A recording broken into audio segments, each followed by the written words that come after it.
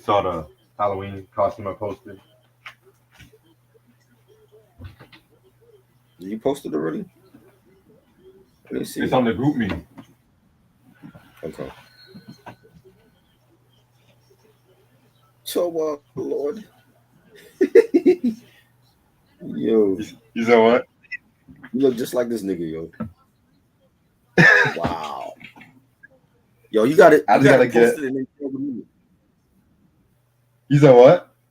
Post it and tag him in it on Instagram. Oh, you know I will. Cause you look just like him. That's like his twin right there. I'm gonna get some different glasses though.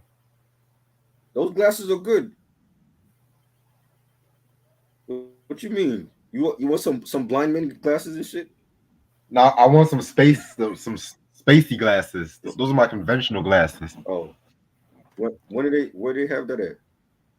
I saw this one store in the mall that had the exact kind of pair. They have I'll it. probably either get it Yeah, Friday or Saturday. I gotta get some more bread first. yeah, that shit. He look just like him. That's this junior right there. And y'all about the same complexion too. So, Right. yo, that's I because crazy.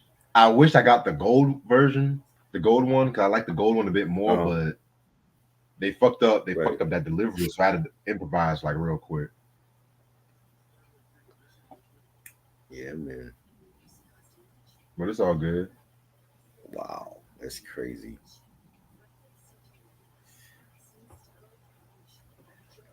It is all good. Shout out to Lashia. Mm-mm-mm. We was we were supposed to have done a Floetry review last night, but we um emergency happened. That's all I'm gonna say. That's all I'm gonna say. What happened with that? Why she didn't do it? I'll text you. I'll text you. I don't want to say it in public. Yeah. Oh, in front of nosy people like you? Oh, we get it.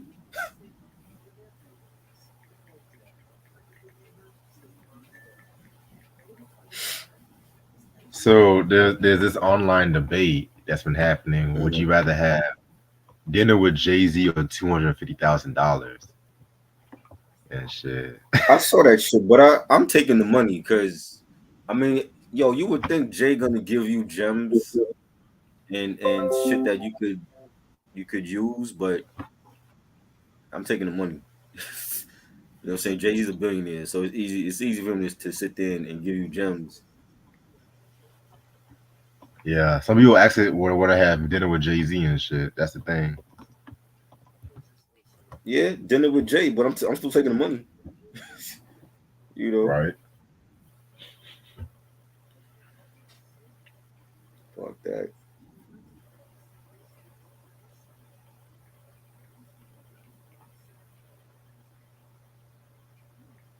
Gotta make that bread, baby.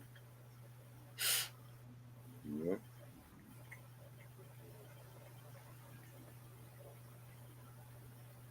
All right, I'm gonna start in about 12 more minutes.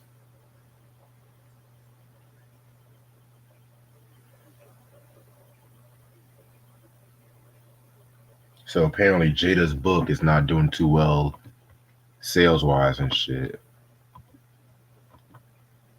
And we already know shit. Why would people buy it anyway? I don't understand.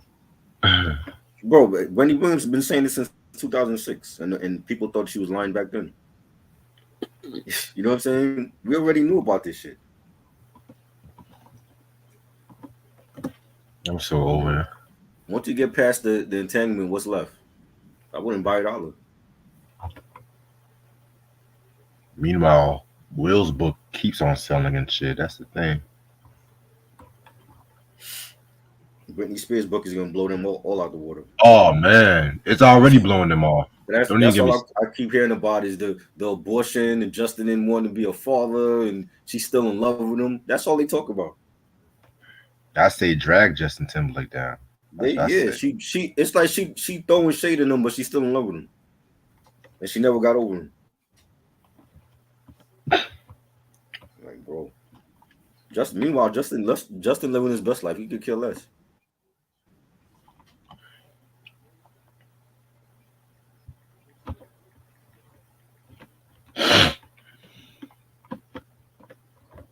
Hilarious.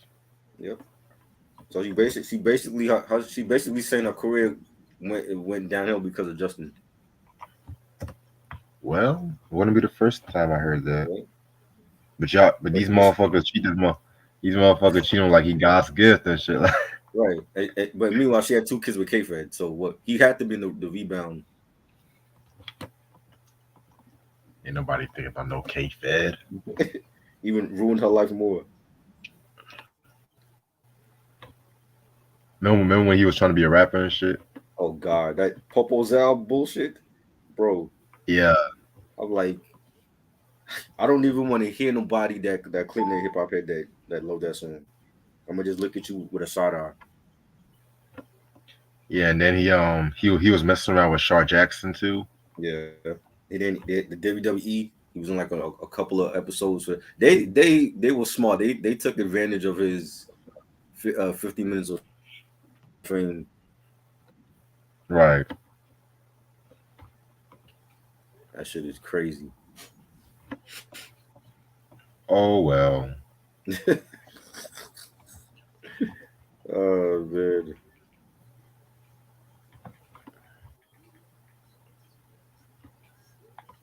Oh fucking well.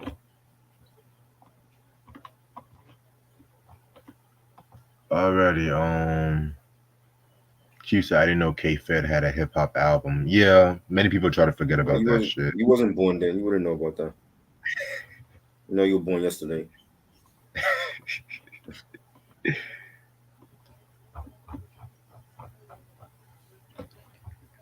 Yeah, we try to forget that shit, boy. I remember that shit was all over the news, bro. Like News and shit would have that. Like they would be literally following them around California and like, oh, what new pair of dunks did K-Fed buy? And he bought a new fitted cap. What did he?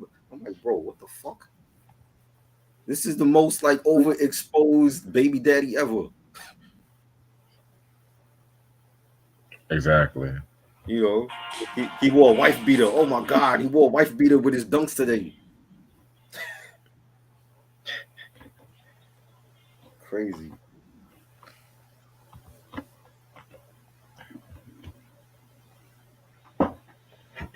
Hmm.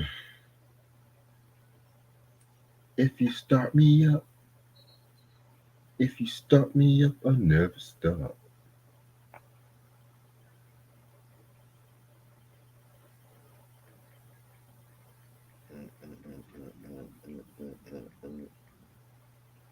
Then this whole DJ Envy shit too is I'm tired of him. um He's starting to be like from Master Flex now. All these DJs that they don't know how to be DJs no more. Like shut up and play records, nigga. Know your lane. they caught up in Ponzi schemes and shit. I'm just like, You Lord know what I have mean? mercy. The minute they come from behind the turntables and start talking, that's when they just ruin themselves.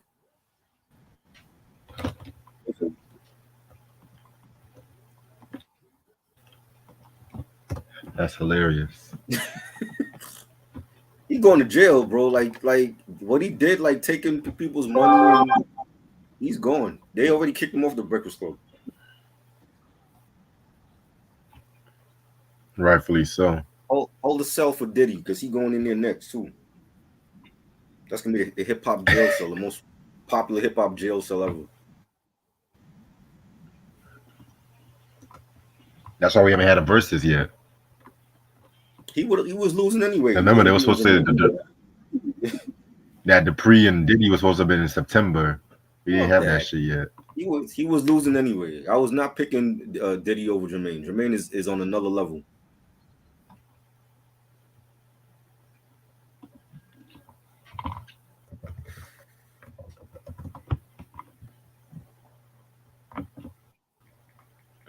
Poor Puff. Send him to jail. I don't feel sorry for him.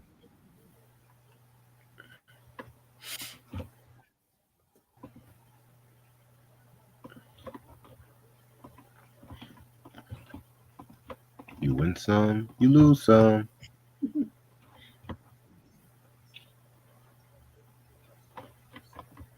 Yeah, I'm trying to make sure I'm done with this by midnight so I can watch me in my power. Right? I think the season finale is next week. Yep. 2 more episodes Oh, left. oh shit. Somebody dying. I think it's gonna be the Nord. He's gonna die. Or I think definitely Tommy gonna get caught by the brother.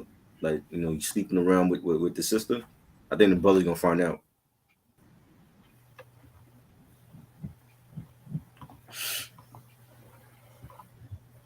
Yeah, Vic is just in a whole lot of Yeah. mess. I think Vic might die too. He gonna get killed.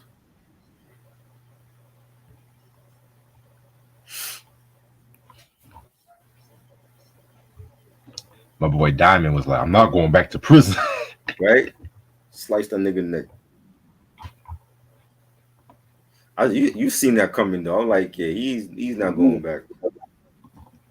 I thought for a minute they was gonna try to make him like a family man. He was gonna like leave the game or whatever. Yeah, Power ain't gonna go down that route. Yeah.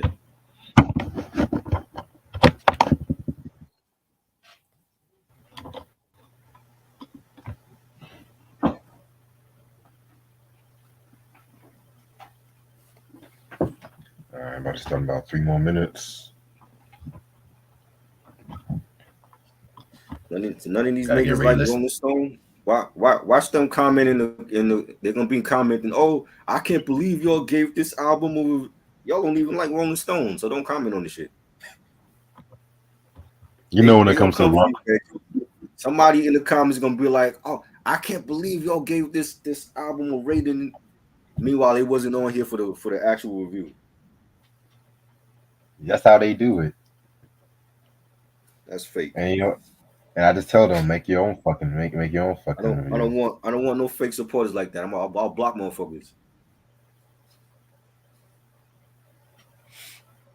Only here for the hip hop shit. And anytime we talk about something else, they never around. It's all good. Cause who does it better than us and shit? Exactly.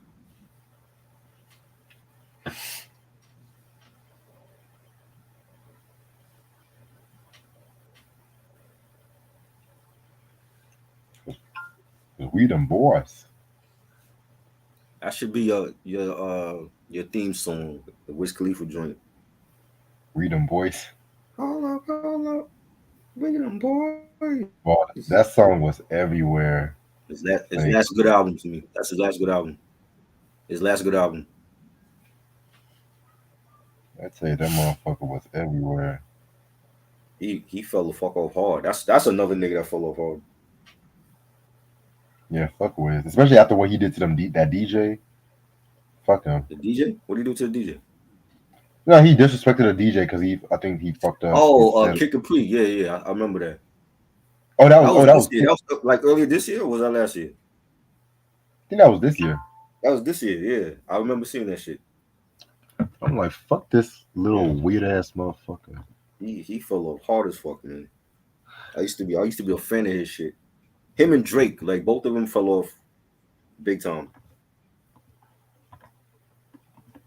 Especially Drake. Yeah. Yeah, I'm ready to start whenever you are. Mm-hmm. All right, what's up, you two? How's everyone doing this lovely, lovely, lovely day? It's your boy Reg in the building. Got my homeboy Try with me. So Yo. today we are going to do a double review. You know what I'm saying? And we're going to do a re-review and a brand new review. Well, this might be a new review for Try. 'Cause I did this review years ago. Like I think like the second year of this channel. But I love this album. Mm-hmm. I don't mind talking about it again. There's going to be a double review between the Rolling Stones with Tattoo You and their recent album Hackney Diamonds that came out literally last Friday. So yeah, with the Rolling Stones, we're gonna start off with the album that came first as usual.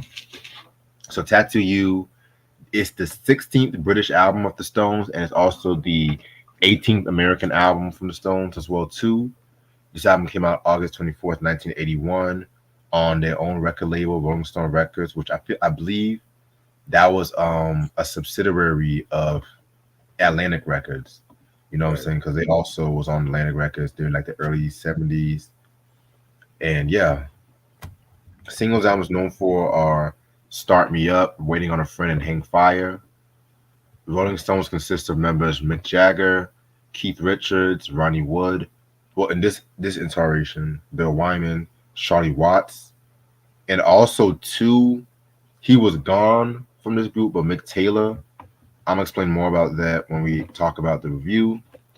It was produced by the Glimmer Twins, which pretty much was Mick Jagger and Keith Richards.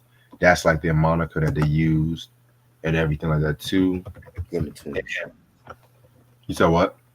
We are Glimmer Twins 2.0, the black version. Hell yeah. Mhm. Shit. I guest appearances in this album. You have Pete Townsend of The Who. He does some backing vocals.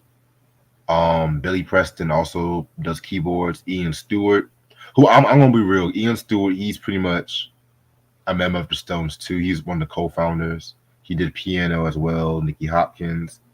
He also did guest appearances. Ollie E. Brown, Sonny Rollins on sax, Jimmy Miller, Sugar Blue, Michael Carabello, just to name a few. All right, so when it comes to the Tattoo You album from the Rolling Stones, this is definitely one of my personal favorite. But if I had to pick an album from them based on nostalgia, keyword based on nostalgia, Mhm. this is the album. This is the album that I will say is my favorite because it's probably my most listened to Rolling Stones album next to Sticky Fingers and Exile on Main Street, which was two of my other favorite albums from them. This album is actually my fourth favorite album from the Stones, right behind Some Girls and Whatnot. You know what I'm saying? Which that came out in 1978. So this album gets like a lot of reaction from a lot of fans, Stones fans including.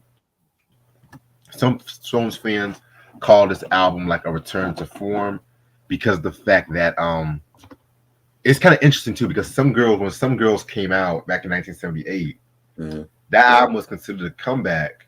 because like the previous Stones albums like Ghost Head Soup, which I didn't really care for. It's Only Rock and Roll, which that one was pretty decent. Black and Blue, I gotta re-listen to that one. I didn't really care for that one too much either. They weren't really held in the high regards. And at that time, what's his name? Mick Taylor left the group in 1974, 75 after the It's Only Rock and Roll album because he pretty much wasn't really getting along with Keith Richards from what I looked up. You know what I'm Right. saying? And he didn't really care too much for their lifestyle because they were in that sex, drugs, rock and roll kind of ordeal and shit like that too. And in the Black and Blue album, they were trying to like look for a different guitarist. And Mhm. then enter Ronnie Wood, who Ronnie Wood, he was actually a member of the rock group The Faces, that the rock group with what's his name? Rod Stewart, you know what I'm saying? Right. And pretty much he joined the Stones and he's still in the Stones to this day. And they did the Some Girls album in 1978. I love that album. I definitely feel like it's definitely one of the Stones' best albums. But people want us to always say, "Oh, that's a disco album from the Stones." You know what I'm saying? I highly disagree. It only had one disco song, if you want to call it that, "Miss You," Right. which I call me personally, I call "Miss You" more disco and blues rock because even Mhm. that bass line had a little bluesy kind of feel to it. You know what I'm saying? And then you also had the Stones doing stuff like "Shattered," which had like a more new wave kind of sound to it. Right. Beast of Burden, which was more country rock, and that was more on Rick. I mean, not Rick. Mick Jagger. Mick Jagger. He pretty much like was the creative force between the album because at that time, Keith Richards was battling legal issues, so he wasn't really heavily on the album. Like he was on the album, but he wasn't heavily on the album like as that creatively, if that makes sense. And so fast forward to 1980, they dropped the next album, Emotional Rescue, which that album that was pretty much. I'm gonna be real with you.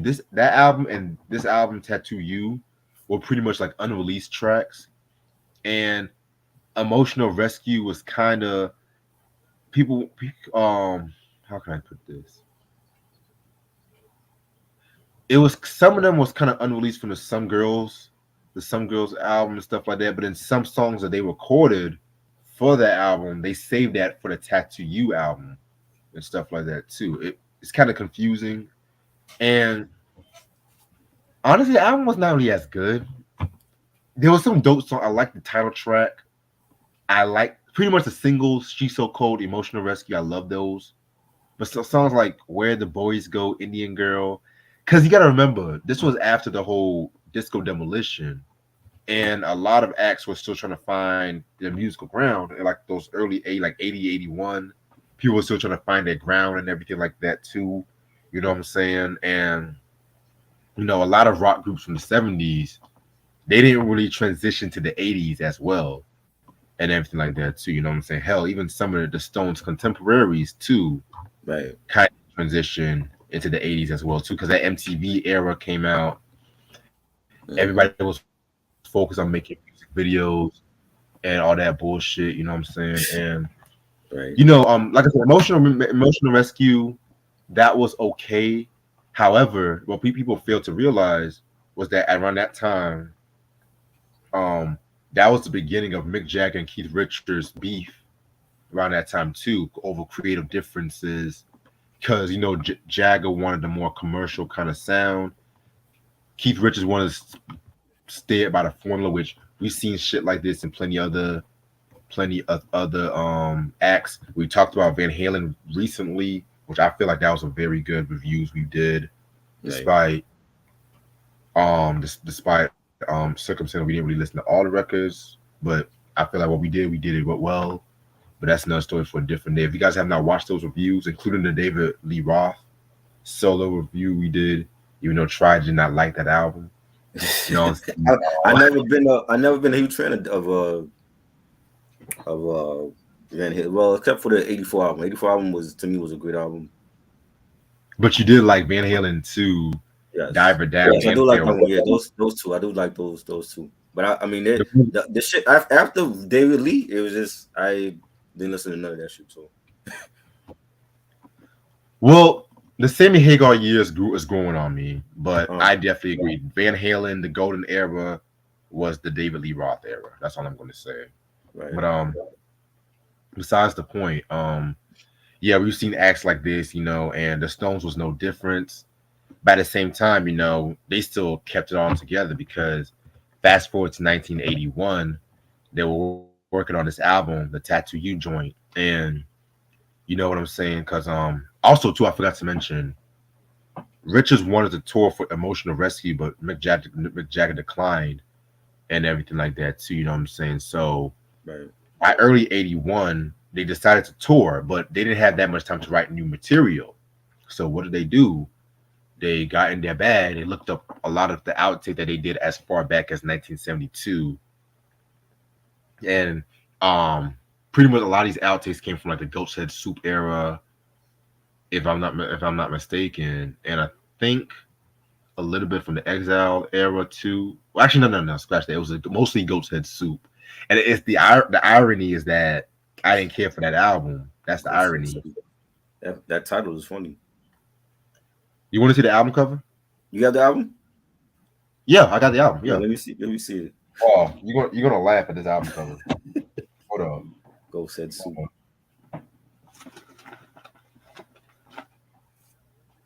Like I recently got this album because you know me, I'm a completist.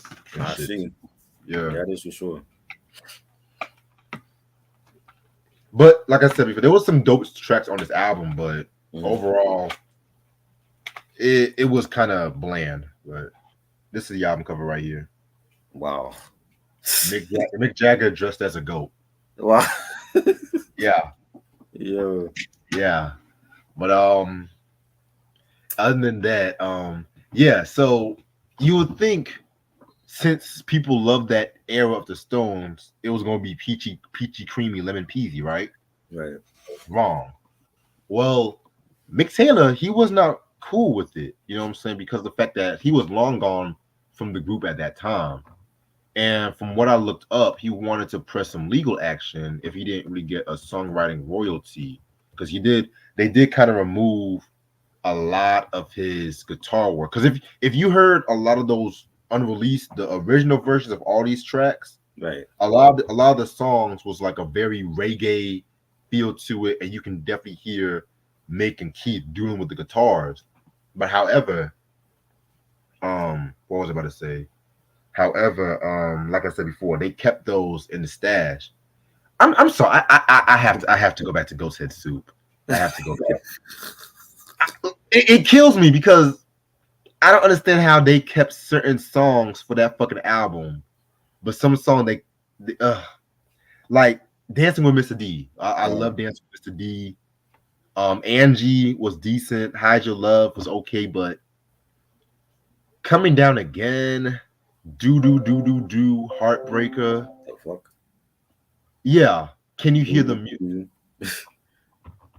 And it just did not. It was just like again. I think Keith Richards was going through his shit as well too. Right. You know what I'm saying? So Jagger had to pull out the sticks, and they were still getting over the tax invasion because they were on tax exile around that time too. But yeah, they were going through a lot around that time, man. It's crazy. They're going through a lot, but besides the point, you know, the album came out. It was a very, very, very great success. Mind you, Start Me Up, Waiting on a Friend, they were all over MTV. We all know the video with Mick Jagger doing his best Richard Simmons impersonation and everything like that too. You know what I'm saying? Let me stop. And also, too, the album won a Grammy. People forget it was a Grammy for Best Album Package. You know what I'm saying? And the other nominees for that Grammy Award were Carla Bley, Social Studies. Never heard that. Rick Springfield, Working Class Dog. I want to say that was the album from Jesse's Girl. Oh, that one. You know I wanna be Jesse's girl. One Wonder. Yeah. Christ. I was like, yeah. He actually got nominated for that one song? For the album package. The album? Wow. What else was on the album? Because I don't know shit other than that song. Man, I just know this nigga from General Hospital. Don't get me and that too. Right. No, I know this nigga as Noah Drake. That's all I know. I'm like, Noah Drake, take your ass back to the hospital. Right. Anyway, let me stop. And Undertones, Positive Touch, and the Eagles with the Eagles Live. Yeah, those were the album that was nominated for Best Album Package and shit like that. You know what I'm saying? Let me show y'all what the album cover looks like. This is what the album cover looks like. Pretty dope album cover. You know what I'm saying? You know, when it comes to this album cover, I don't really know a lot of the history.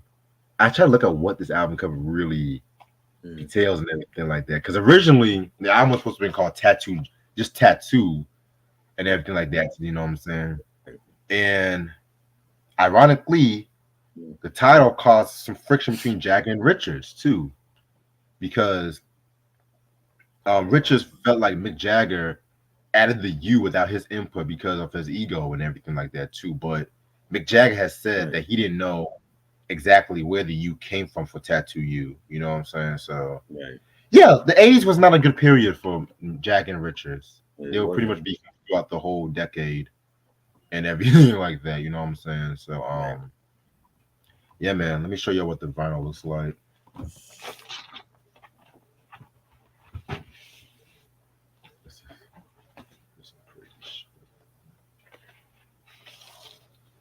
Yeah. Got the OG copy, nigga. Yeah. All OG over here. All OG. Noah Drake, take your ass back to the hospital. Right. Oh shit. All right.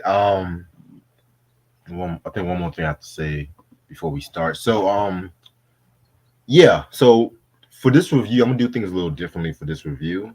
Uh-huh. I'm gonna talk about what I think about the current songs.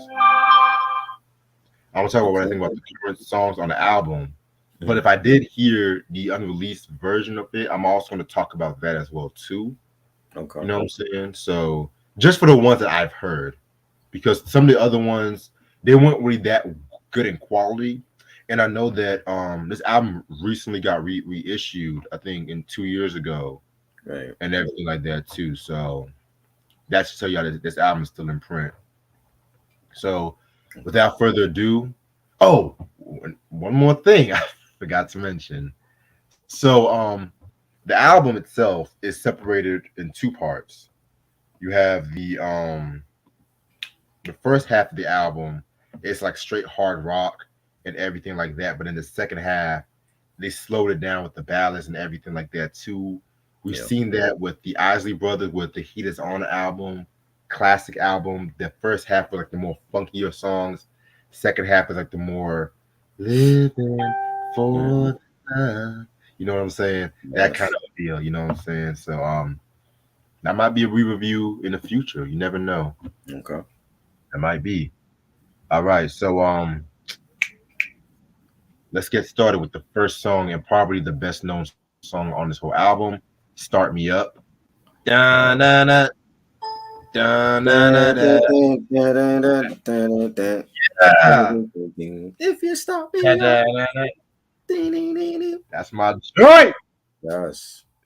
That's my fucking joint, boy. So let me give y'all a quick history on this song. So the history of the song, originally this song was supposed to have been on Black and Blue, and originally it was a reggae song. And I did hear the reggae version of this track, and Wow. it was pretty decent. It was actually pretty decent and everything like that. But when it comes to the Stones, I'm not really the biggest fan when they do reggae and everything like that. So I'm gonna keep it a buck. Just keep it real with you. You know, reggae and country. I'm not really a big fan when they do reggae and country. Besides a few notable songs though, but yeah. Other than that, they shelved this song and everything like that too. And originally the song was supposed to have been called Never Stop, but it's changed to Start Me Mhm. Up. Um, and while they were working on the Miss You joint, that's when they wanted to bring the song back again. They did a lot Mhm. of takes, but it didn't really fit that well in it and everything like that too. So of course, you know, they did this album back in 80, they song back in 81. And pretty much, you know, they overdubbed it, which there was like a lot of overdubbing with this album and Right. everything like that too. You know what I'm saying? It was a vintage Stone song. You know what I'm saying? The video too was probably one of the best known things. You know, Jagger, Ronnie, make Ronnie and Keith acting a fool while Bill and Charlie were just looking at them like assholes. Like, um, but as far as riffs go, this might be one of my probably my favorite Keith Richards riff he's ever done on a Stone song. To keep it real with you guys, you know what I'm saying? I feel like this riff was so Keith Richards, so iconic and everything like Mhm. that. That dun dun dun dun dun dun dun. Yeah, man. Yes. It's just a classic rock song, in my opinion. You know what I'm saying? And yeah, I definitely. There was one line I do love. Uh-huh. When he said, yeah, I'm trying to find it. Give me 1 second. And I think hopefully I don't get suspended for this one.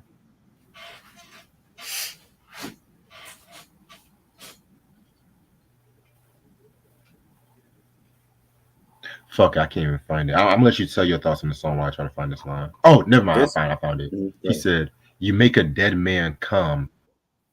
You make a dead man come," and stuff like that too. You know what I'm saying? Is that what he said? I think that was like one of the first times I thought he "come" always was said. used in a song, I thought and he that always said you make a dead man cry.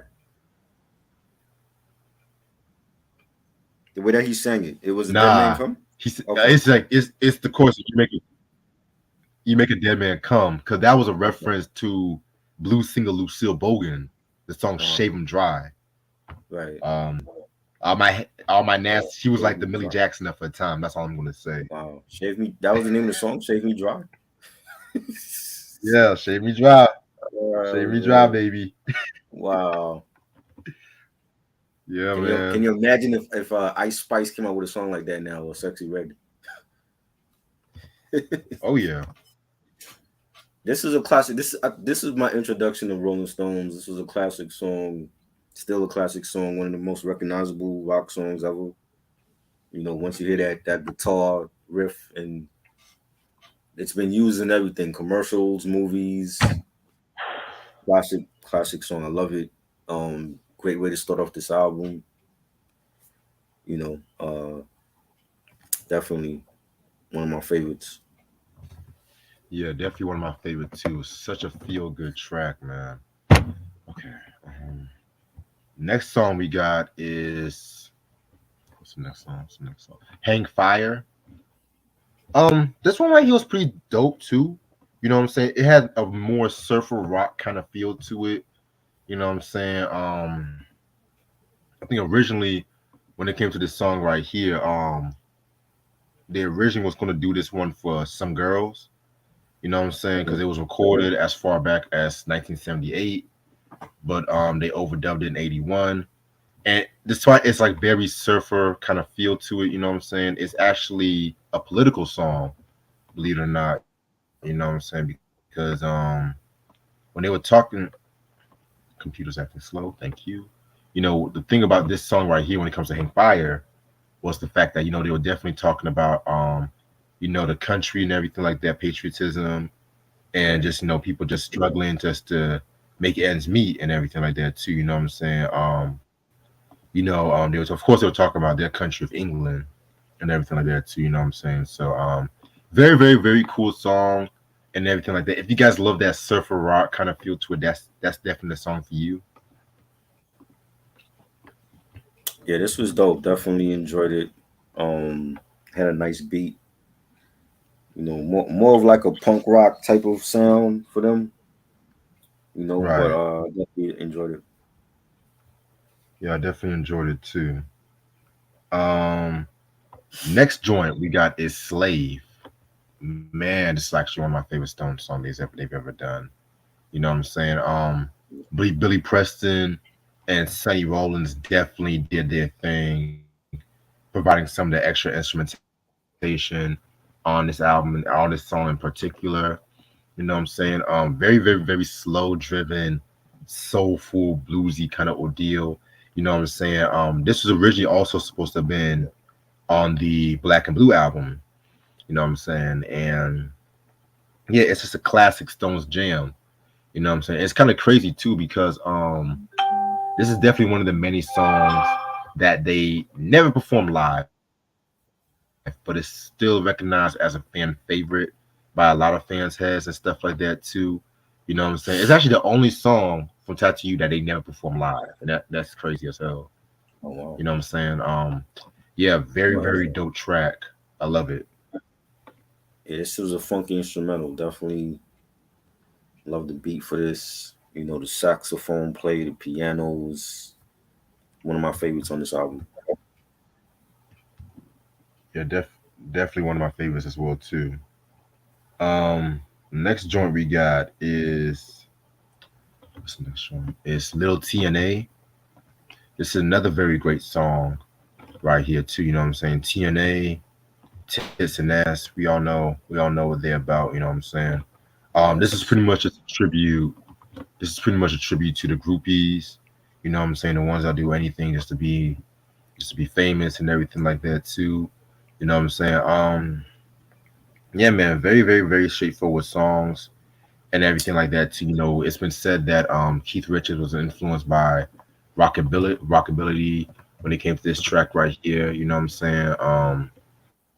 Yeah, man, this is definitely a very underrated track right here and everything like that too. Yeah, they're tribute to groupies.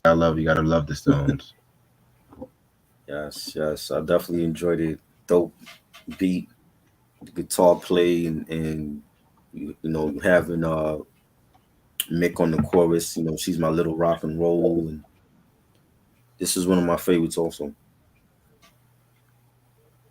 Definitely. All right. Yeah, man. Definitely a favorite of mine as well too. Next track we got is Black Limousine. Another bluesy rock kind of song. Is actually credited to Mick Jagger, Keith Richards, and Ronnie Wood. You know what I'm saying? He did contribute to some, yeah, contribute to some the songwriting as well too. You know what I'm saying? This one right here was pretty straightforward again. You know what I'm saying? Kind of like a very more flashier kind of track compared to some of the other songs on this record. I did like Ronnie Wood's riff on this track right here too. You know what I'm saying? Definitely a very, very, very hot joint. Yeah, It had a country sound. It's more like a country rock, type of track, and you got to get your guitars players on it and everything. And it was like, I'm not a fan of country rock or country music, yeah, so it's like they sounded country on it. definitely. Yeah, they definitely sound a lot of country on this joint right here. Yeah, Um, Next track is Neighbors. This might be one of the most hardest rocking songs that they've done on this album, and I love it for that. Um, I think what I got from this song is pretty much just them fucking rocking hard that they want the neighbors to complain about their music and shit like that too. You right. know what I'm saying? So yeah, this is a very hot joint right here too. Um yeah, and it's crazy too because Keith Richards has been said that in his autobiography that Neighbors and Heaven were like the only tracks that was actually newly written for this album and everything like that too, you know what I'm saying? So yeah, so like I said, this one and Heaven, and you can kind of tell because compared to the other song on this album, Heavens and Neighbors definitely had an 80s feel to it, you know what I'm saying? So Yeah, yeah, I definitely fuck with that song right there. Love it. yeah, I had a nice beat. Definitely love the beat for this, and it was melodic. Love the guitar play. Yeah, I definitely love the guitar playing on that one too. Um, Next song we got is we're gonna get side two with "Worried About You." This is kicks off the ballads version of this album and everything like that. This definitely is a favorite of mine when it comes to this album. Spoiler alert: the ballads are my favorite part of the whole album. I don't know what it is. You know what I'm saying? I'm not really the biggest ballad guy though, but the Stones they did it the way how the Stones did it. It's like they did it Mm. while still maintaining their rock edge. They weren't really pussy about it like fucking Chicago or Foreign at that time. Wow, You know what I'm wow. saying? Yeah, I said it. But yeah, if you guys are a fan of Mick Jagger's falsetto, this is definitely the perfect song for you because this is probably his best falsetto he's ever done on record and everything. And I did hear the early version of this track too. It wasn't the best of quality, you know what I'm saying? But I still prefer this version, honestly. You know what I'm saying? Yeah, man, very, very, very cool song right here. You know what I'm saying? And yeah, very soulful. Yeah, First definitely things- slowed down type of beat. It was real soulful. I liked the way Mick Jagger sang on this track. This was good. And I just can't seem find my way. Baby! He was killing it. I was like, okay, Mick. I see you, Mick. Killing that shit, boy. Anyway, next song, Tops. If you guys remember my first review, if you guys watched it as far back, this is actually my favorite song on this album, and it's still to this day my favorite song on this album. You know what I'm saying? I heard the original version of this track too. I think that very original version was recorded as far back as the Goat's Head Soup era. Mm, It was pretty decent. I'm not gonna hold you. It was pretty decent, but at the same time, the overdubbing of this track right here from a technical standpoint was very good too. You know what I'm saying? It starts off with the classic guitar work from Ronnie and Keith Richards and everything like that too. And then all of a sudden you have that downbeat coming in that baby, and then all of a sudden you hear Mick Jagger coming up with this like southern kind of vocal. You know what I'm saying? He said some shit like, "Have you ever heard of those opening lines? You should leave the small town way behind. I'll be your partner, show you the steps with me behind you, tasting the sweet swine of success. Cause I'll take you to the top, baby. Hey, baby." No, I'm telling that song's a bop. I'm not gonna hold it. Song's a fucking bop. You Right. know what I'm saying? Uh, very soulful. I wish they would perform the song more because they only Mhm. performed the song one time. Right. Back in '82. You know what I'm saying? But I didn't like that performance too much based on the quality. You know what I'm saying? Speaking of performing, they did drop a live album 1 year after this one called Still Life. That's pretty decent. It's not touching the Get Your Yayas out from 1970, but it's pretty decent. You know what I'm Right. saying? But other than that, this is actually my favorite song off this album. You know what I'm saying? And I definitely feel like with this song right here, you know what I'm saying? I wish they would do more songs like this, that soulful but still rock edge to it. You know what I'm Mhm. saying? So yeah, this is a very dope track. Yeah, this was dope. Definitely love the beat and the guitars on this one. It's real melodic. It was good. Yeah, very good track indeed. All right, where we at? Where we at? Where we at? Next song, Heaven. Yeah, this is another one of the newest songs on this album that they recorded. Another song from a technical standpoint, this one right here, if you listen to these songs with headphones, you won't regret it. It's definitely one of the more distinctive songs the Stones has ever done. It kind of sounds like something. What was that group? That is this one group from the '70s called 10cc. It definitely Uh, sounds like something they would have done if you guys listen to that shit. Then right. text it to me, dumbass. But yeah, definitely love this track right here. Again, you had Jagger's vocals and Richards doing the thing on this one. You know what I'm saying? Right. Um, love it. Yeah, I love the beat for this. The bass line, really melodic track. It was more slowed down. This was good. Yeah, definitely a good track. All right. Next song, No Use in Crying. Hey Kaya. Um, Probably my least favorite song on this record, believe it or not. I kind of felt like it was just pretty much worried about you too. You know what I'm saying? But Right. again, the musicality of this song and everything like that is what really sets it apart. You know what I'm Hmm. saying? It's still it maintains that bluesy edge to it and everything, which I fucking love when it comes to the Stones. I feel like the Stones definitely did their thing and everything too. So hot track, you know what I'm saying? I definitely feel like this track right here, not my favorite, but I feel like it has something for Stones fans that they love. Again, it's a slow ballad. Had a nice, slow beat to it. Nice guitar play. You know. Definitely. And the last song on this album is Waiting on a Friend. Love this record right here. This is probably my favorite single off this album, believe it or not. And my second favorite song off this album. I remember the days when I used to watch this video on VH1 Classic before they turned into Mhm. MTV Classic. They always used to play this video like at 7 in the morning. A little trivia though. The building they actually did the video. They actually did that in the same building where Led Zeppelin did the physical graffiti album cover and Right. everything like that too. You know what I'm saying? So also too, Peter Tosh also appeared on the video because Oh wow.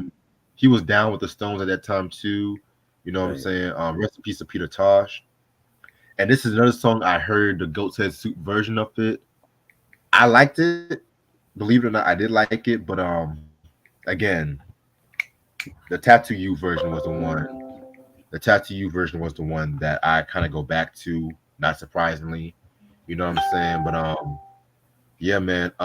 Very, very, very hot track. I'm just waiting on a friend, Donna. And then when what's his name? Sonny Rollins, he came out with that guitar. Oh my fucking god. You know, killed that shit. You know, that's definitely a quintessential Stone song from that period. So yeah, my second favorite song on the album. Yeah, this was great. You know, the pianos, the bass line had like a mid tempo sound to it. Great way to end the album off.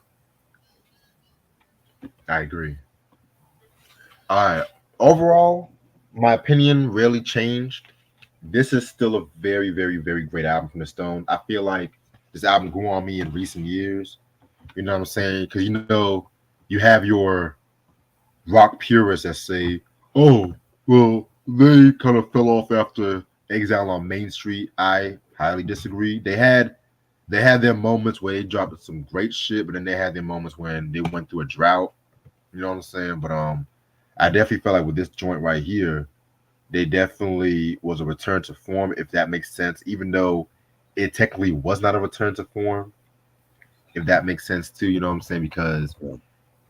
some of the best albums, let's be real, some of the best albums people forget come Hmm. from unreleased material. You know what I'm Right. saying? Prime example, Led Zeppelin's Physical Graffiti. I just talked about that one. Some of them tracks came from House of the Holy sessions. People forget Right. about that. Um, hell, Prince.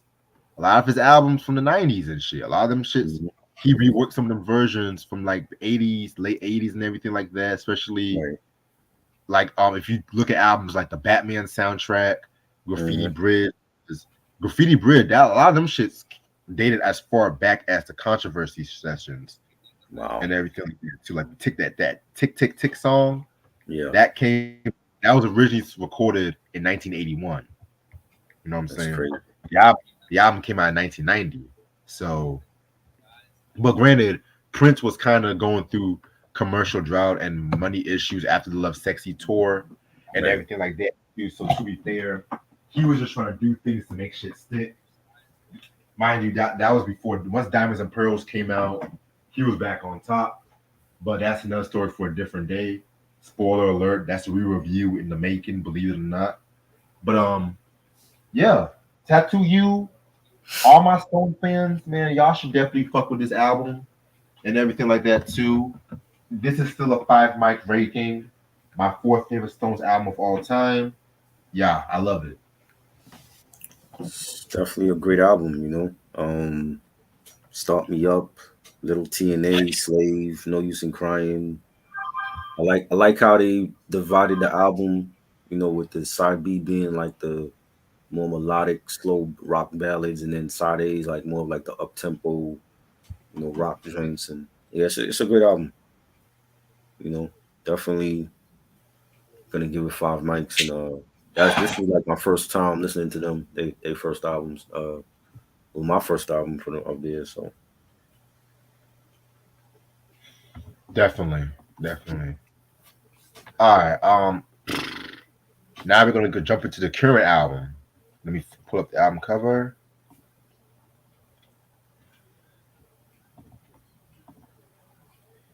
Hackney Diamonds. Yeah, this album came out October 20th, which was last Friday. This is actually their 24th British album and their 26th American album.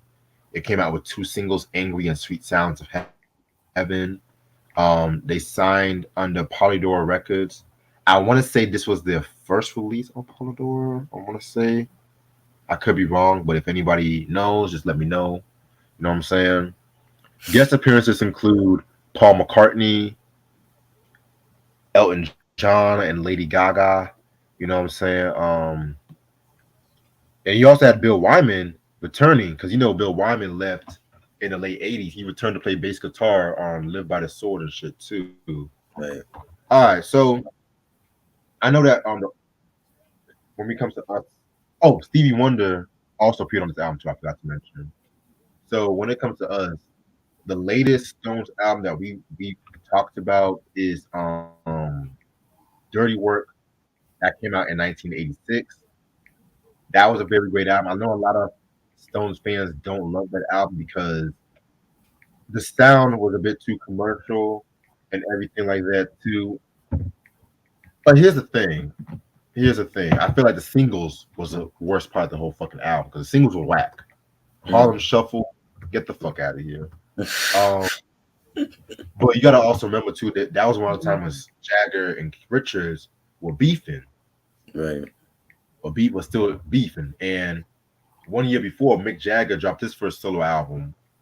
I think it's called "She's the Boss."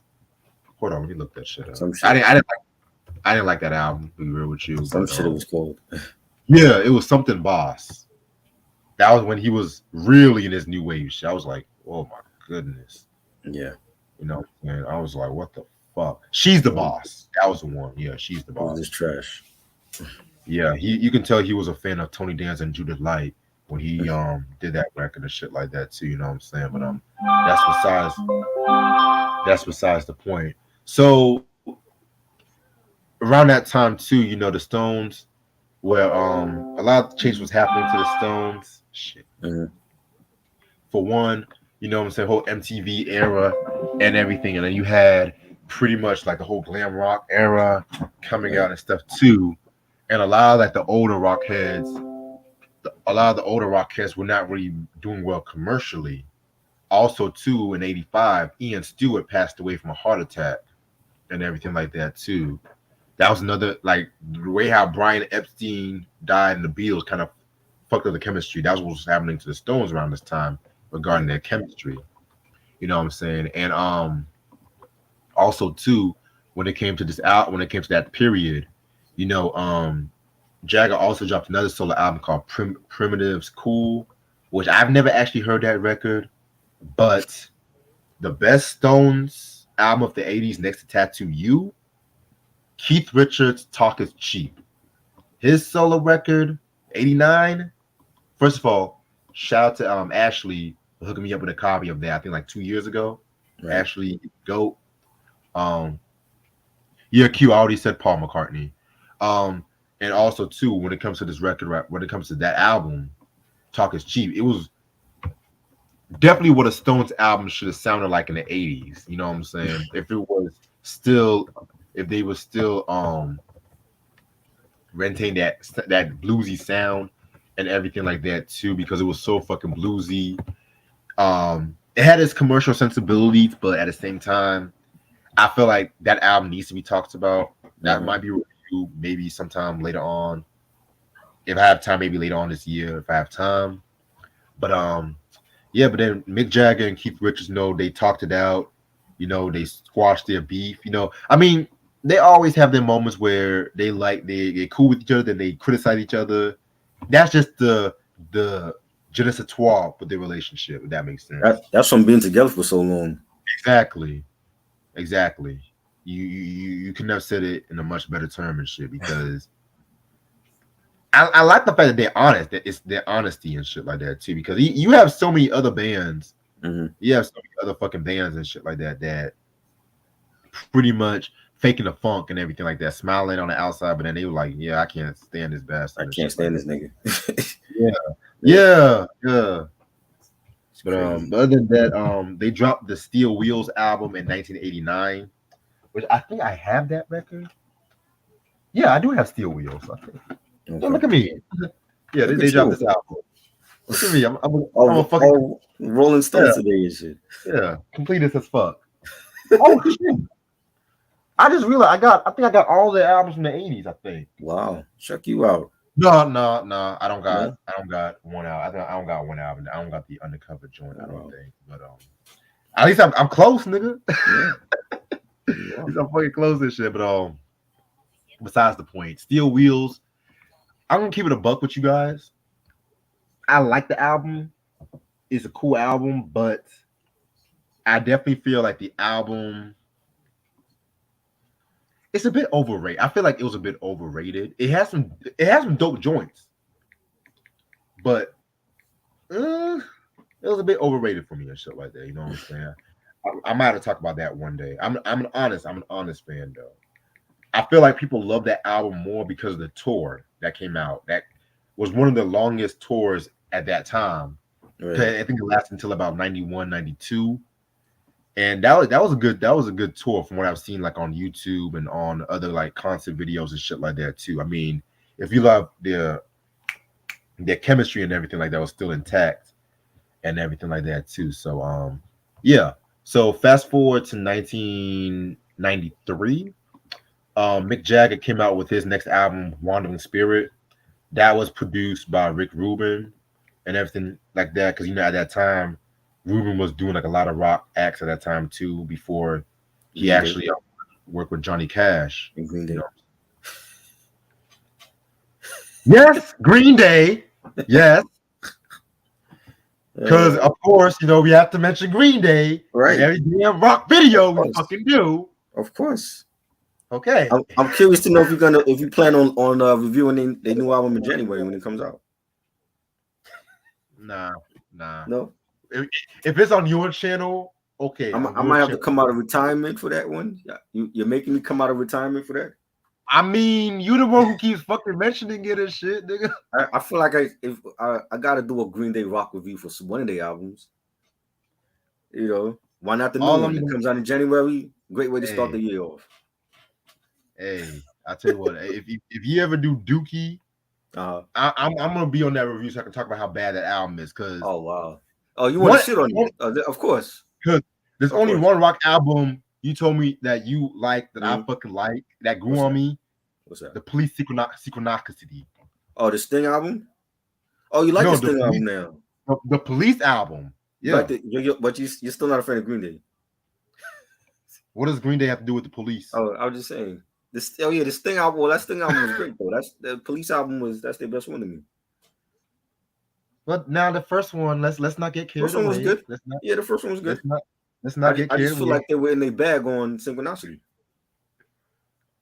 I mean, yeah, they were in their bag. That shit go on me. That shit go on me. Because that murder by the symphony or whatever that shit was, Murder by Numbers. I was listening to that shit. I was like, yo, this shit kind of good though. Yeah. And then just like with Metallica, your other favorite group, they were very literal. Like they took a lot of influence from literature and novels and shit like that too, which I can respect that. You know what I'm saying? Mm-hmm. So one day, if I do find that album in stores, maybe I might get it. Maybe I might get it. You never know. Right. You never know. Oh boy. For one rock album, try you did good. Yes. You did good. Okay. All right, but that's besides the point because you had to mention Green Day. So yeah. So fast forward to the early 90s, they were still touring. They dropped their compilation, I think it was called like Flashpoint in 1991. That was like a concert album and everything like that too. I heard some joints on that shit. That was pretty good. Mm-hmm. You know what I'm saying? Dude, what the fuck? I did all of them. I'm sorry. People just text me when I'm doing a review. Hate that shit. But where was I? So yeah, they did that shit. They were touring with other acts like the Rolling Stones around that time too. Also around that period, Bill Wyman also got married, but it was controversial because he pretty much groomed somebody. Let's just say he pretty much groomed somebody in a weird way and stuff. He groomed somebody. Let's talk about this because he was 52 and he married his 18-year-old named Mandy Smith. Oh, wow. And everything like that, and he fell in love with her when she was 13, according to Mandy Smith. Another R. Kelly, huh? So but like, it's not the only one out here doing this. Yeah. But he got away with it because in London, you can get away with shit like that in London. Kels, you should have ran to London. You're a free man right now. So Roman Polanski did the same thing, and that's why he's free. Oh shit. Let's be honest about that. Roman Polanski should be locked up right now. Oh yeah, they all should be locked up. Russell Simmons went to fucking Dubai or whatever. It wasn't just Kells and shit. This is not. It was not a new thing with Kells and shit. You know what I'm saying? Yeah. Um, But somehow he's the poster boy of this shit. I don't understand. because he's a black man in And like, 'cause America. That's Roman Polanski's older than him, and he been free for fucking decades. You know, so we do not it's okay condone. for the white man to do it, but when the black man do it, he has to get locked up. We do not condone this shit. We don't condone it, Wait a but they minute. all should be locked up in one cell. Don't just lock up the black man and let the white man go. Right. Right. Russell Simmons is I heard he's back in the States though. I don't know how true that is. Oh wow. Like Well, I he's think back in the States, but they haven't arrested him. I saw him in a documentary too, if I'm not Yeah, mistaken. right. With the girl, right? Yeah. Right. The girl was like she used to work at Def Jam, and she was sexually molested by him while she was at the offices and all that, and had like Oh my. other females that came out and said the same shit in the documentary. Yeah. Yeah, that's what I. Yeah. It was a weird thing though. Yeah. So he's supposedly back in the States, but he hasn't been arrested. So Interesting. go figure. Interesting as hell. But like I said, besides the point, so yeah, so fast forward to 1994. They dropped their next album, Voodoo Lounge, which hold on right quick.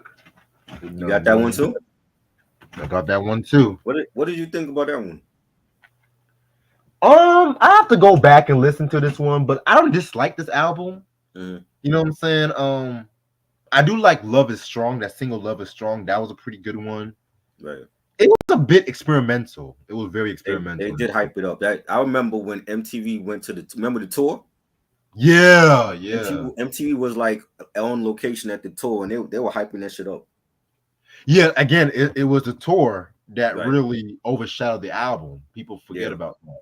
I remember the tour. Yeah, but again, it wasn't a bad record. I just have to re-listen to that one and everything like that too. You know what I'm saying? And like I said, they still toured throughout the 80s, the 90s, excuse me. 1997, they dropped the Bridges to Babylon album from 97. I didn't care for that record too much, to be real with you. I remember that one too. Yeah. They had this one joint with Biz Markie I did like. Biz and Rolling Stones? Yeah, Biz and Rolling Stones. Yeah, because the Stones were experimenting with hip hop with that record too. Wow. It was Biz. I think it was the Anybody Seen My Baby remix. It was that. Wow. You know what I'm saying? They should have released that as a single. I think he was on the video. It's like I said, it's been a while. Right. Yes, it's been a while and shit like that. And again, it's been said that Jag and Keith Richards was not on speaking terms when it came to this record and shit like that too. You know what I'm saying? I guess it was because of creative differences and everything like that during the making of this album. And get this, like Mick Jagger wanted Babyface on this album too. Really? Yeah. Wow. Babyface and the Rolling Stones. Yeah, because it's not a stretch because he did do a song with Eric Clapton around that time too. I remember so that it wasn't that far of a stretch. Yeah. So that Eric Clapton song was huge. It was very huge. I think he wrote that after his son fell out the window or some shit. Not that one. I know which one you're talking about. Oh, not that one. Tears. Okay. Yeah. This one was Change the World. That was the joint. Change the World, right. But yeah, that Tears. I got so tired of that Tears in Heaven song. I get it, but I'm just like, okay, y'all, okay. Especially when it beat Nirvana in that year Grammys and shit like that. I was like, come on, though. Yeah, Nirvana had the best album. that whole that unplugged album beat Nirvana. Yeah, and I'm looking at myself like, no. I was like, an unplugged album, nigga. Like what? Never. You know me, I fuck with Clapton. Some songs will come like, come on, people. Like this is why no one takes y'all seriously no more, y'all. Come on. Yep. But yeah, man. But other than that, excuse me. So Mick Jagger dropped his fourth studio album, Goddess of the Doorway. I never heard that one. You know what I'm saying? They dropped more greatest hits albums, 40 licks. We all know about that one. Toured all around the world. 2005, they came out with a bigger bang. Um, I've heard some joints from that record. You know what I'm saying? I mean, again, it's not bad and stuff like that too. I definitely felt like it was an album of the time because that was the Bush, Iraq. They were doing a lot of. It was like a lot of political sense in that album as well too. You know what I'm saying? So What's the name of the song? which one? The one with Biz. I think it's the "Anyone See My Baby" remix. If I find out, There's a video for it, right? yeah. You know who's in the video? It's been a while. Who? Angelina Jolie. Oh, yeah. That's back when she had the buzz cut. Yeah, that was my favorite era of Angelina Jolie. Wow, I've never seen this. Yeah. Buzz cut Angelina. That's a white girl that can tap my African drum anytime. Anyway, Wow. so I'm just gonna skim through the latter 2000 to the 20 teens. Just skim through that shit because, like I said, Rolling Stones has so much fucking history towards that shit that you're gonna have a whole day to talk about the whole history. But 2008, they came out with the concert film Shine a Light. I love that concert film. I remember VH1 Classic always playing the fuck out of that shit. You know what I'm saying? Did more touring here and there and everything like that too.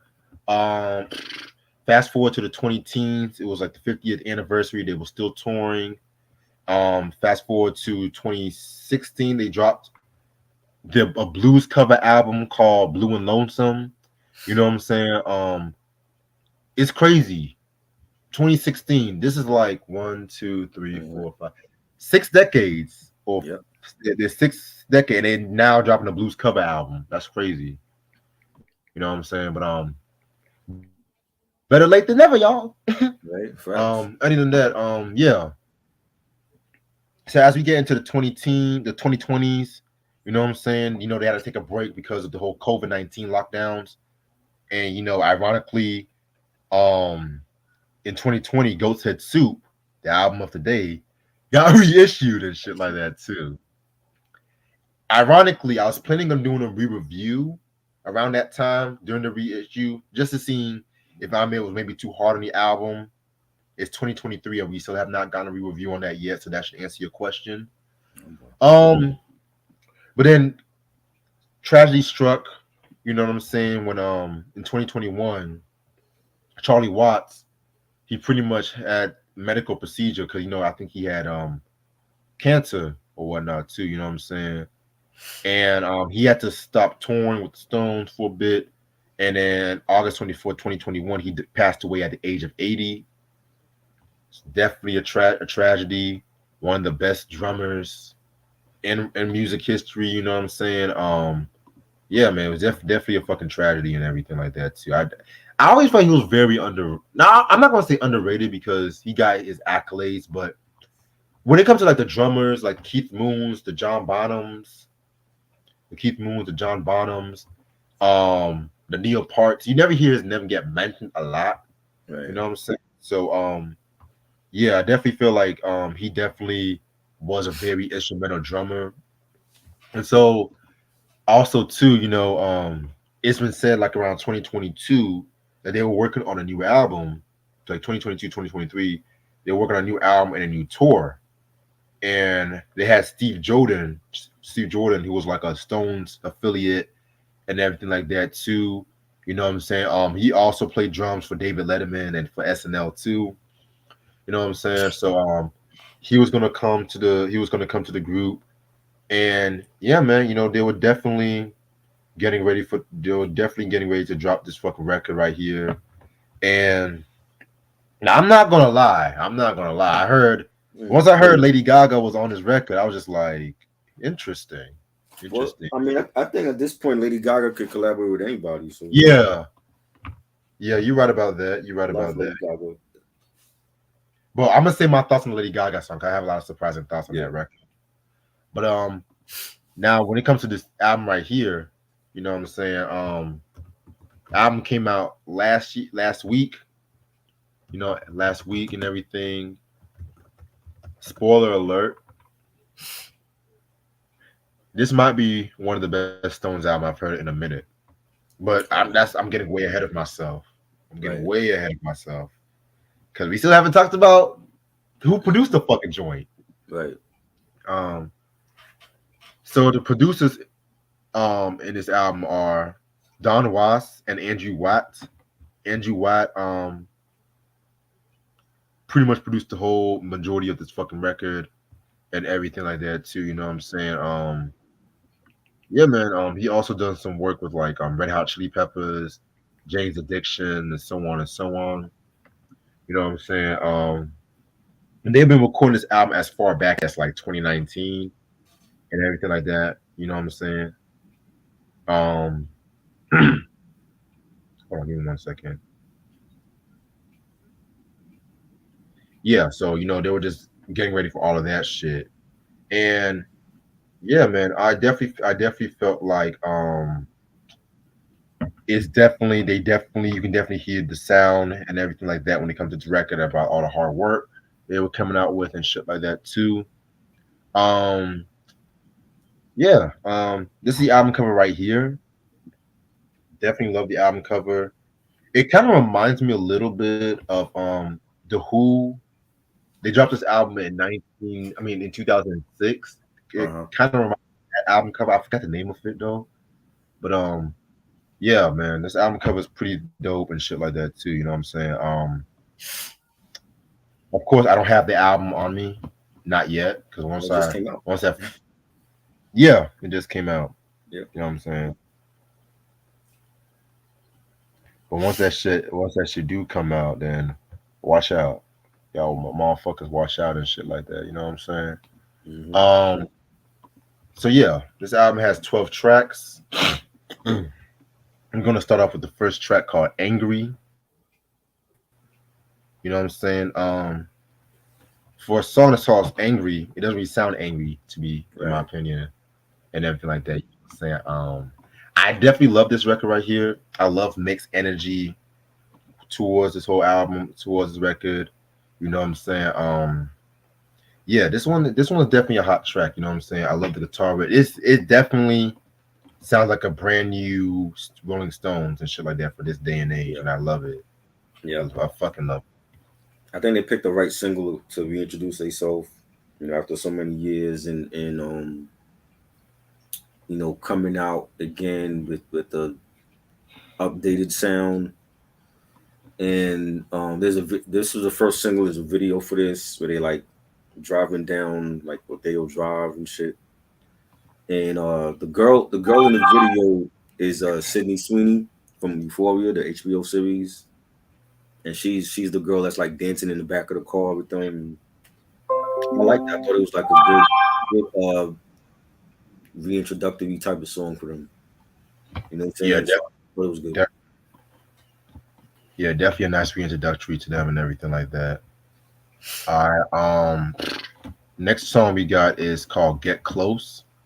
A very energetic song right here as well too. Very, very, very dope saxophone from James King. You know what I'm saying? I definitely love this saxophone. A lot of these songs definitely had a contemporary feel to it, but at the same time, you can definitely tell a lot of vintage Stones. Vintage Stones energy was on this record as well too. You know what I'm saying? And this definitely was one of the more vintage Stone songs that we're going to talk about on this one right here too. You know what I'm saying? So yeah, I love this one. This was definitely a hot joint. Isn't Elton John on this one too? You say Elton John? Yeah, isn't he on this Um, one? He's on two songs. yeah, he does piano on Get Close. Yeah, thank you. Yeah, this was dope. I love the beat for this. It felt like a rock song. The guitar play on here. You got Elton John, the legend, playing pianos on here. This I think they should release this as a single I agree. because this was one of my favorites on this album. I definitely enjoyed it and it was good. It's good. Yeah, very, very good track. Track number three, Depending on You. I love this record. This is definitely a vintage Stones cryptic kind of song and everything like that too. You know what I'm saying? Excuse me. Yeah, man. This is definitely one of my all-time favorites of this album and everything like that too. So I love it. And this song, like, it starts off like a slow ballad. You know, you got Mick singing on it, and the guitars play, and then like the drums come in later, and you know it started off slow and then it picked up tempo, and I thought it was a good song. Yeah, definitely a very good song indeed. Yeah, that tempo though was what really did it for me Mm, as well too. yeah, All right. Next joint we got is "Bite My Head Off," featuring the great Paul McCartney. You know what I'm saying? Yeah, this is definitely one of my favorites off this album. You know what I'm saying? One of my all-time favorites of this album and shit too. I want to say they've done more songs with one another. 'Cause I know mm. Paul and John did background vocals on the Stones' Satanic album from 1967, which that's going to be reviewed in the next 2 weeks. So stay tuned on that one. Spoiler alert: I don't like that album, but yeah, this one right That's a here was chance very review very. you're doing. It's a double review. One of them I Okay, like, the other one I don't like. Stay tuned on right. that. But what did I say? Yeah, this one right here, very great song. Paul McCartney's bass playing. You know, you can never go wrong with Paul McCartney in general and shit like that too. You know what I'm saying? So love it. This song I don't like. This song, when I heard it, it reminded me of the Foo Fighters. Like, it had like that Foo Fighters grunge sound. And Right. I'm like, they should have gotten Dave Grohl for this instead of Paul McCartney. You Ooh, know, I'm not mad about that yeah, actually. he should have. Dave Grohl should have been a feature for this because he would have fit. His voice would have fit right in with the track. Right, You know what I'm because saying? they go be in everything and shit like that. I'm like, He do. You know what I'm saying? But I just felt like it. Like, I could hear his voice on this song instead of Paul McCartney. definitely. All right. Next song we got is "Whole Wild World." Um, I can relate to this song, but I didn't really care for it too much. You Mhm. know what I'm saying?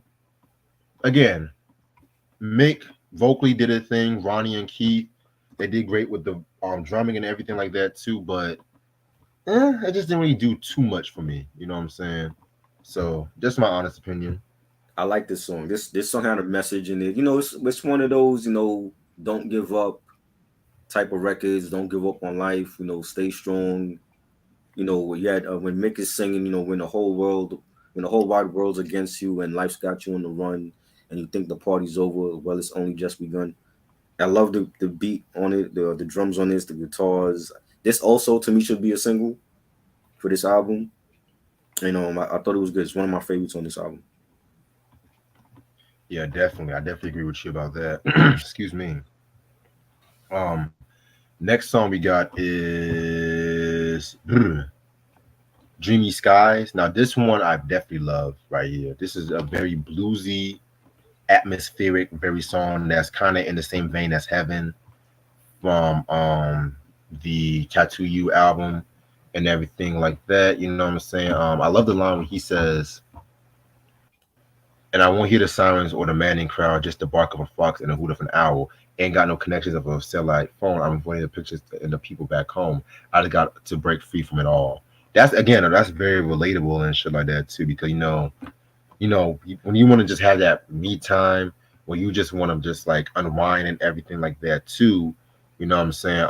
You don't want to be bothered with nobody. You just have to put your phone on do not disturb, which I wish I was going through that right now, but everybody is hitting me up right now. But that's another story for a different day. That's why I don't be surprised when I be doing reviews at a certain time and shit like that too. But other than that, this is a very hot song right here too. A I deep don't cut. like this. I do not like it. Sounds too country for me. I don't like country music. No, You say you don't like the song? nah. Yeah, understandable. You know what I'm saying? Like I said, their country songs be hit or miss and everything like that too. But you know what? It is what it is.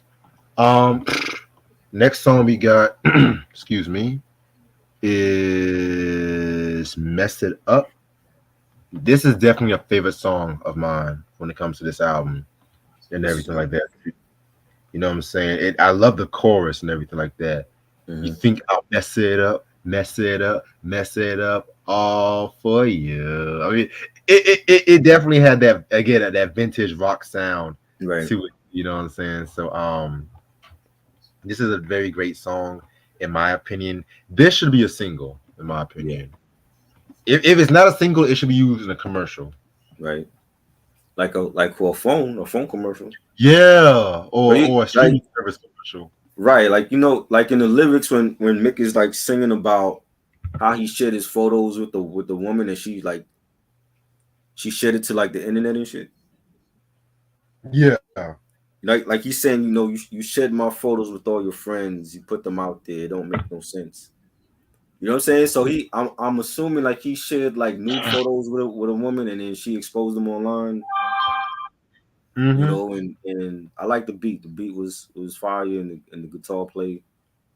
This was good. Yeah, definitely. It's crazy because now we were listening to Stones and shit like that. You did songs Mhm. like "I Can't Get No Satisfaction," but now Right. it's Mhm. 23. Now they're sharing nude photos with one another and Right. shit like that. You know what Still I'm getting no saying? satisfaction. Right. How times have changed. Right. Other than that, track number 8, "Live by the Sword." You know what I'm saying? Very, very, very great song right here. This also had Elton John on piano, and you also had Bill Wyman on bass guitar coming back and everything like Right. that too. You know what I'm saying? Which Mhm. definitely a very, very, very nice touch to it. You know what I'm saying? Very great song, in my opinion.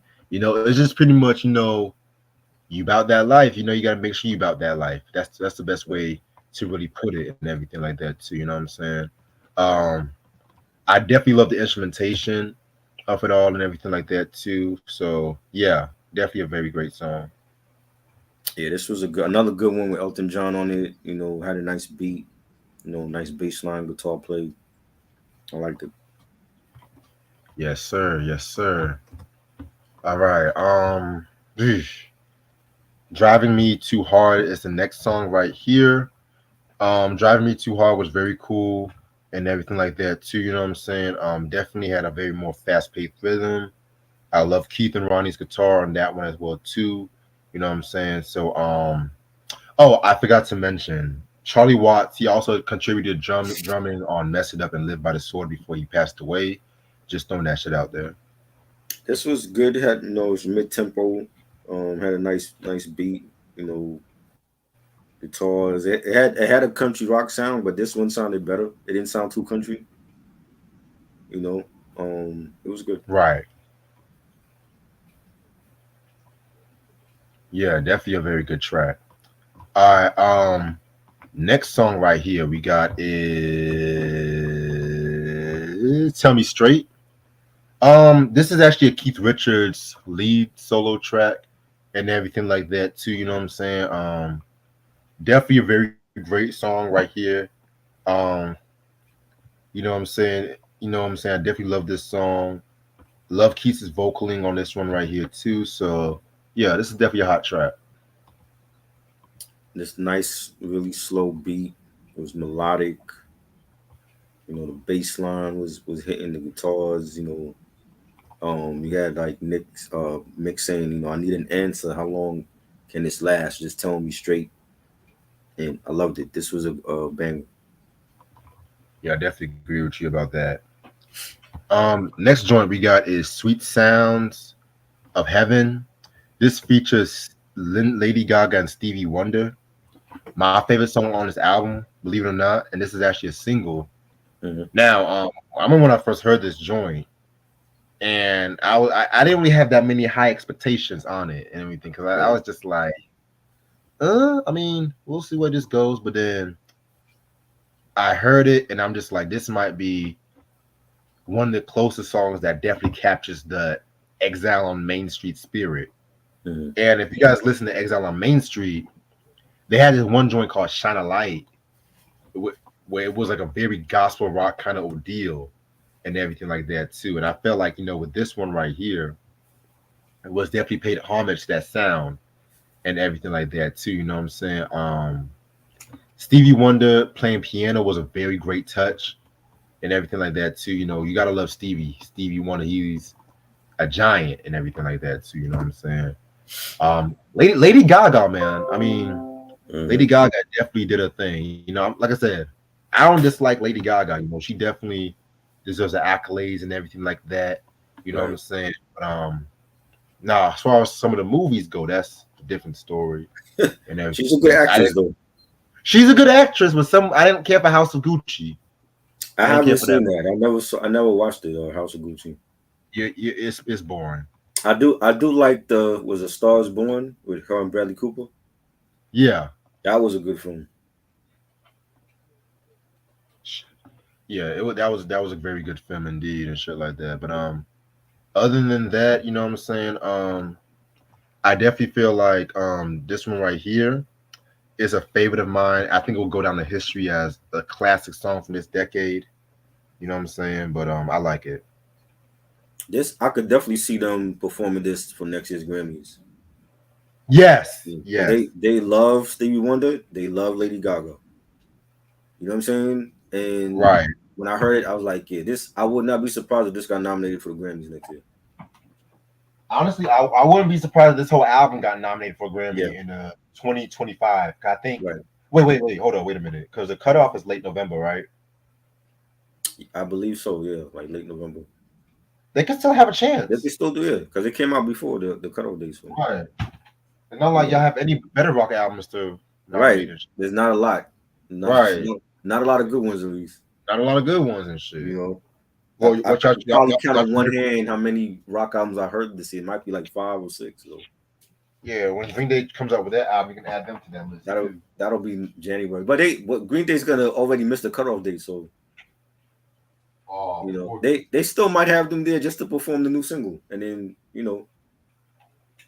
right. But this I love to see the evolution of Lady Gaga from when she started with the Fame album and how far she's come. Doing the whole album with Mark Ronson. Doing the Tony Bennett jazz stuff, and then doing this song with Stevie, a legend, and with the Rolling Stones, another legendary rock band. And she's come Right. so far, you know what I'm saying, and it was great. Like she killed it. Stevie did his thing, Rolling Stones did their thing. Definitely. And the last track is called Rolling Stone Blues. Self-explanatory.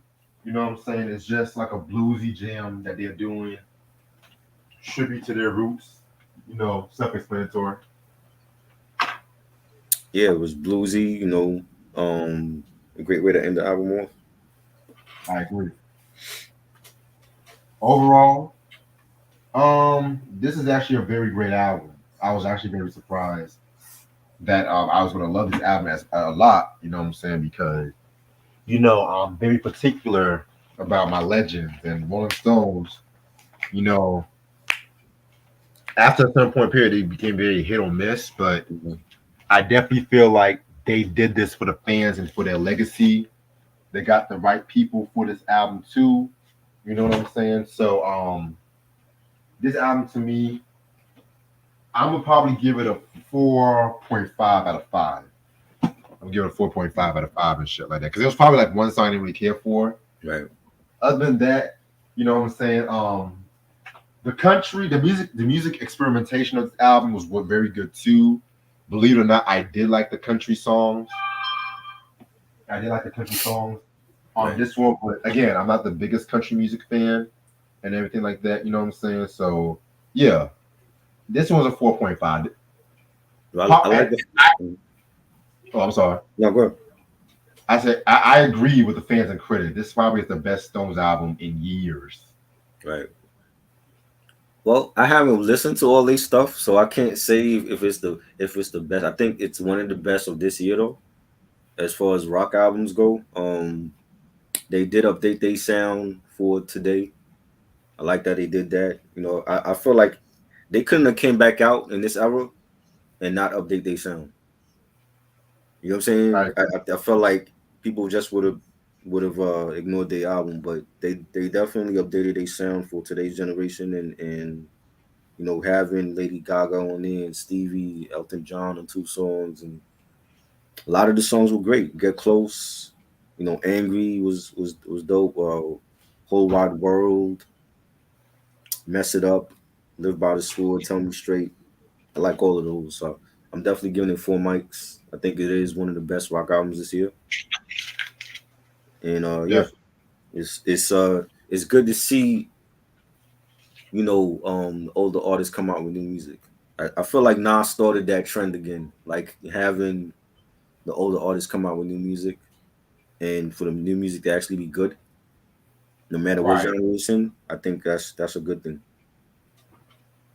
Yeah, I mean it's a nice way to think about it too. You know what I'm saying? Um, so yeah, definitely a very hot joint in my opinion. Yeah, I like this album. So I'm gonna end this video off right here because I gotta actually find me something to eat. I haven't ate this since this afternoon. But very, very, very dope reviews that we've done. So Saturday, you, me, and Kavase are gonna do Grand Puba's 2000 album, Yes. came out in 1990, and everything Mhm. like that too. You know what I'm saying? So oh boy, that one right there. What can I say? A Wow. lot of fans say that's his best album, which I highly Yeah. disagree. So me too. Definitely not. Highly disagree. Like he was doing more singing. He was Right. doing more singing and shit like that. You know what I'm saying? But that's how I'm gonna keep my mouth shut right there. Yeah, Kavase probably thinks it's a classic. You said he never heard it. Oh, you never heard it? Yeah, he said he never I heard it and want shit. to I want to see what he thinks about the album. Definitely. All right, but other than that, Tomorrow, tomorrow, me and Mike are doing the Exorcist Believer review. That's gonna be on his channel.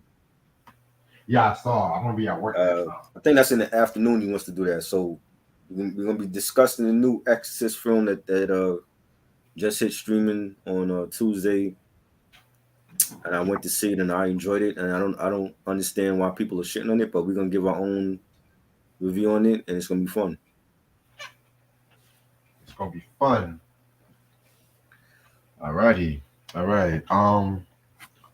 Yeah, and then Sunday too. I think Sunday at midnight. We're gonna we're gonna do the Jungle Brothers with the JBs and the Remedy album. That's gonna be another double review. Yes. Excuse me.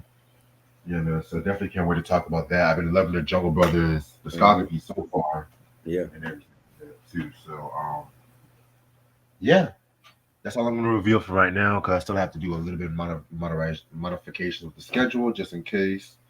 You know what I'm saying? But just to let you guys know, I'm not gonna do no videos between the second and the fourth. You know what I'm saying of November because that's my birthday weekend and my school's homecoming. So Right. I'm gonna get fucked up. Also, oh, one more thing. October 30th is going to be our review on The Blackening. Blackening. Yeah. I hope that movie is good because if it ain't, you ain't gonna see me.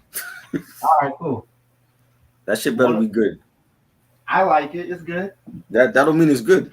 Just because you like it. Yeah. One of my other friends, he Uh, might join us for that review too, but I gotta talk to him and shit like that. You know what I'm saying? mm, Yeah, man. But so yeah, that Tattoo You album that recently was re-released like 2 years ago. You can look it on streaming stores. Of course, the new album. I think the physical already came out, if I'm not mistaken. yeah, it So should be yeah. out by now. You said what? It should be out by now. Yeah. Yeah, I think it's out. But other than that, thank y'all so much for watching. Appreciate this try as usual. And I will see y'all when I see y'all. All right. Peace. Peace.